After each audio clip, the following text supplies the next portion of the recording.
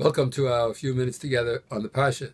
This Shabbos, you have the privilege of reading the first of the Parshios of Sefer Shemos, which has its name also as the name of the Parsha being Shemos. As we know, it talks about the beginning of the enslavement of Klal Yisrael in the land of Mitzrayim and the birth of Moshe and his appointment by Hashem to be the leader of the Jewish people. When talking about the leaders of the Jewish people and what we're supposed to feel, how a leader is raising himself, we find that Moshe Rabbeinu, of course, was raised as a Jew. He knew he was a Jew, even though he was raised in the house of Paro by the daughter of Paro.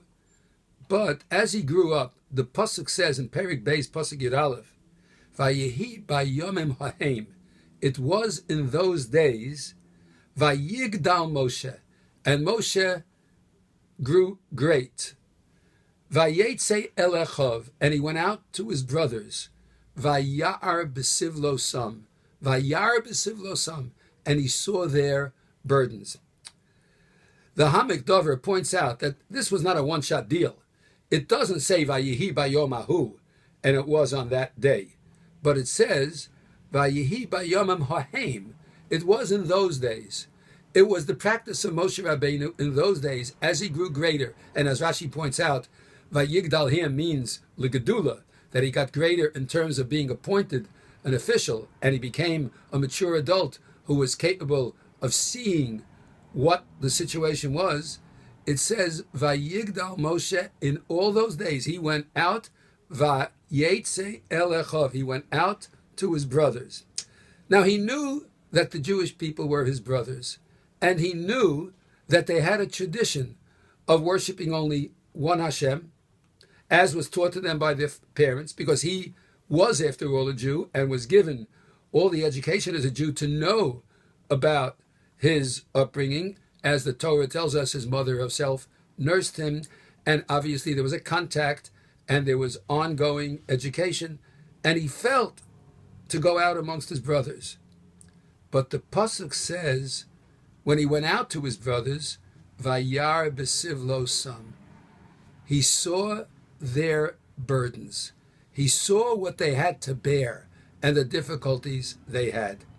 Now we know that the Medrash says when the Jewish people were redeemed from Egypt and the Yamsuf was about to be split, the angels, as far as the Medrash says, the Malachim, were crying out, why should you split the Yamsuf for the Jewish people? Halolu ovdei avodah zarah, the halolu ovdei avodah zarah. Both the Egyptians and the Jews worshipped avodah zarah. Why should you give them the benefit of the doubt and split the Yamsuf for them?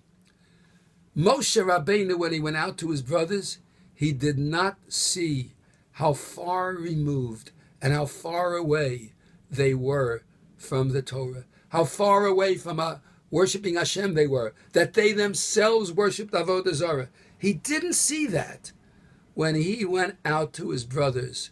Vayar b'sivlosam, he saw their burdens, he saw their difficulties, and the difficulties were what promulgated their leaving, their trouble, their lack of emunah and faith. And they were suffering under the terrible slavery in Egypt. And it was hard for them to get a moment to think, maybe there really is Hashem above who's watching out for us. So Moshe saw b'sivlosam, and that was the sign of a great leader even before he was appointed a leader.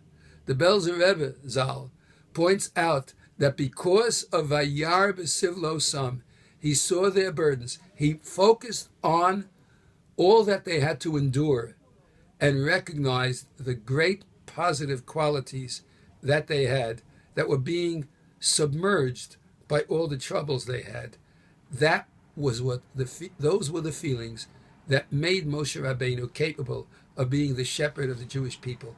When we look at our brothers and sisters who are not yet observant, and even amongst us who could be more observant, we have to realize that sometimes the burdens that they carry, or we carry, are the ones that hold us back from a full emunah, a full bitachon, and so on.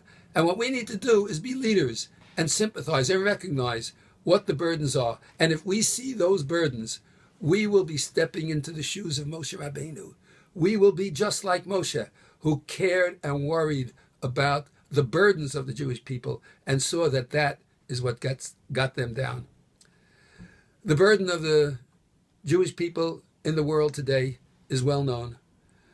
Let's hope that despite the burdens, we can have a full bitachon, a full faith in Hashem. We can recognize that we shouldn't let our burdens get us down, and that we can grow as individuals and come closer to Hashem despite all our burdens. Great beginning to Chumash Shemos. Let's look at the burdens of the other and try to help out. Have a wonderful Shabbos.